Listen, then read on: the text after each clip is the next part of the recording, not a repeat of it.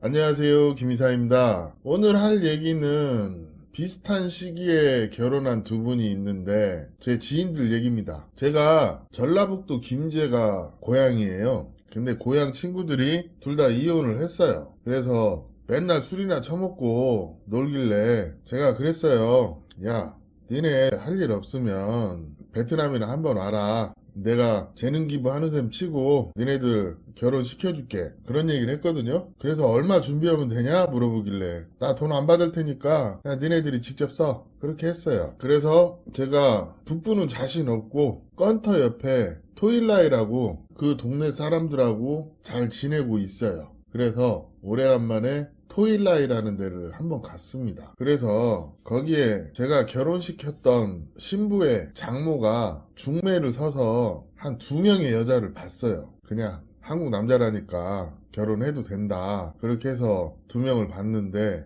한 명은 좀 뭐랄까 되게 밝고 장난도 잘 치고 그냥 한국 사람이 오니까 신기한 거예요. 그런 애가 하나 있었고, 한 명은 그냥 딱 봐도 좀 예뻐요. 근데 그 예쁜 여자는 내 친구를 거절하고 그 밝은 애는 결혼할 수 있다고 하고, 근데 제가 결혼시켰던 신부의 장모가 좋게 봤는지 내 친구가 그 좀 예쁘장한 여자를 마음에 들어 하니까 그 부모님하고 친해서 얘기를 잘 해서 결혼이 됐어요. 그리고 전통결혼 비용은 폐물 포함 1억 동에 하기로 하고, 그렇게 해서 결혼시키고 한국어 공부하고. 근데 당시에 또 다른 친구 하나가 나도 한 명 소개시켜줘라, 갑자기 느닷없이 연락와서 부랴부랴 베트남 들어가서, 그때 밝게 웃고 장난 잘 치던 뭐 그 여자랑 특별히 하고 말고 뭐 그런 것도 없이 그냥 자연스럽게 인사드리고 그냥 며칠 있다가 결혼식까지 끝내고 한국에 왔어요. 그래서 같이 결혼 생활을 하고 모임도 하고 자기들끼리 잘 지냈는데, 그 처음에 결혼한 예쁘장한 애는 뭐 그 여자가 문제라서 그런 게 아니라 성격 자체가 좀 아무래도 이렇게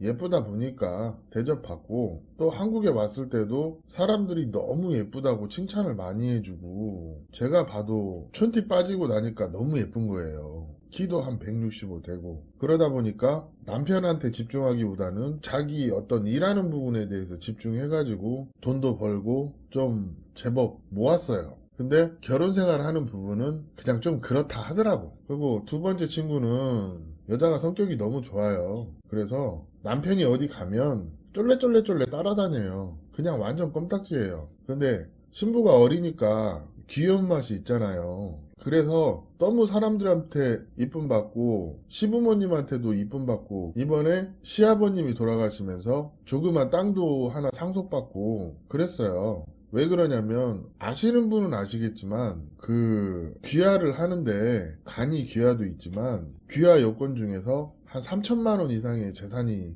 필요한 그런 요건도 있거든요. 그거를 어떻게 들었는지 부모님이 그 정도는 해주신 거예요. 뭐 그런 것도 있고. 근데 둘 다 사는 거는 별 문제가 없는데 결혼의 내용이 달라. 첫 번째 친구는 나이 먹고 결혼해서 뒤치다거리 하느라 바빠요. 맨날 여보 뭐 사줘, 아니면 뭐 해줘, 이런 식인데, 두 번째 결혼한 친구는 뭐 그런 것도 없어. 여보 나 뭐 하고 싶은데 같이 가자, 뭐 이런 식이에요. 그럼 같이 가서 뭐 자기 돈으로 사고. 근데 예쁨 받으니까 주변에서 사람들이 돈을 많이 줬어요. 그거를 다 가지고 있다가 사고 싶은데 모르니까 남편을 데리고 가서 사는 거예요. 이런 것처럼 둘이 결혼 생활의 내용이 너무 달라요. 그러다 보니까 얼마 전에 제가 고향에 갔다 왔는데 친구들 만났는데 또 한 놈이 결혼하고 싶다고 그런 얘기를 하더라고요. 왜? 친구들 둘 제가 결혼시켰는데 여차튼 저차튼 그냥저냥 살고 있으니까. 근데 제가 얘기를 했어요.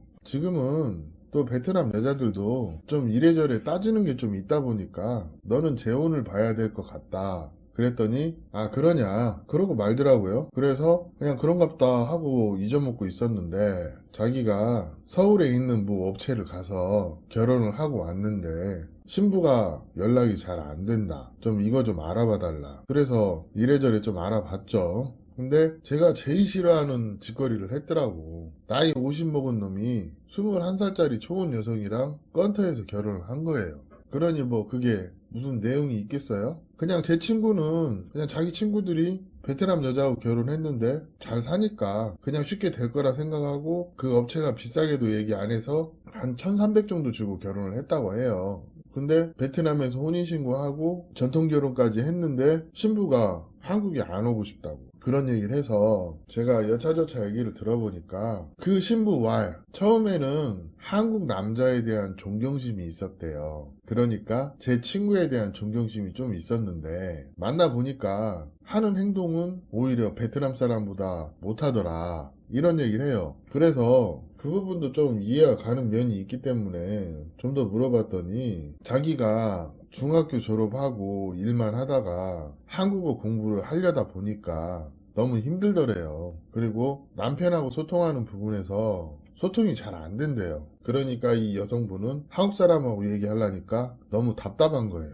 그래서 결론은 그 여성이 한국에 오는 걸 포기를 했어요. 그래가지고 친구가 연락이 왔던 거예요. 이거 어떻게 해야 되냐고. 그래서 뭘 어떻게 해요. 내가 업체 쪽 관계자도 아니고 신부가 나쁜 의도도 아니고 그냥 한국어 공부에 대한 자신감을 잃어서 결혼을 포기한 것을. 그래서 제가 그랬죠. 시간이 좀 걸리더라도 네가 원하면 어학원에 보내서 공부는 시켜줄 수 있다. 근데 그것도 본인 의지에 따라서 하는 거고 이게 제일 중요한 거를 네가 안 했다. 신부랑 좋은 관계를 유지하고 어떤 공감대나 신뢰관계를 형성하는 그런 거를 좀 했어야 되는데 신부 말을 들어보면 너에 대해서 서운한 게 많은 것 같더라. 뭐 그 정도 얘기하고 뭐 업체 관계자랑 잘 상의해서 해라. 뭐 그 정도 하고 그냥 말았죠. 근데 친구들 사이에서 제가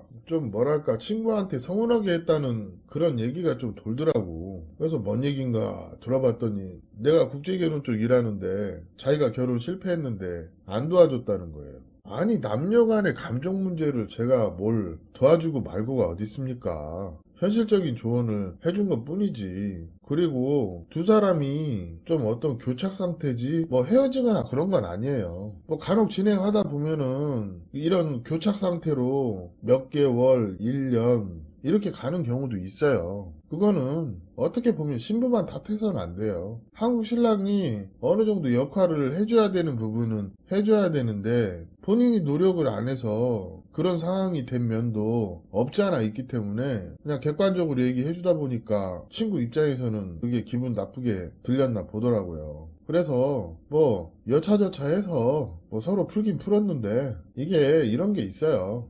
내가 잘 되면 내 탓이고 그냥 잘못되면 업체 탓, 베트남 여자 탓, 그 대표적인 케이스 뭐 그랬는데 제가 하고 싶은 얘기는 이거예요. 제 주변에 있는 그런 일들 보면 진짜 결혼의 목적 그리고 여자의 성격 그리고 부모들이 건실한지 이런 것들 보고 결혼하시는 게 정말 중요하더라. 오늘 친구랑 통화하면서 옛날 생각나서 한번 얘기를 해봤습니다. 오늘 이야기는 여기까지 하겠습니다. 감사합니다.